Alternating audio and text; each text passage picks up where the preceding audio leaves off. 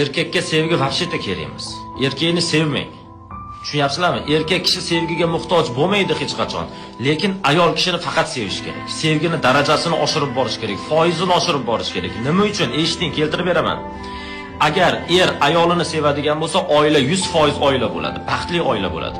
Yaxshi ko'rgan erkak ayoli bilan ajrashmaydi, xiyonat qilmaydi, vaqtida mehr, oqibat, muhabbat hammasini beradi. Sevsa, xotin sevsa-chi. Ayol erini sevadigan bo'lsa, bu nolga teng. Minglab ayollar erini sevadi, lekin ajrashib ketyapti. Nima uchun? Ayolni sevgisi qadri yo'q uyda. Ayol ming sevsin, agar sevmaydigan bo'lsa, xiyonat qiladi, boshqalar bilan yuradi, ajrashib ketadi, mehr, muhabbat hech narsa bermaydi.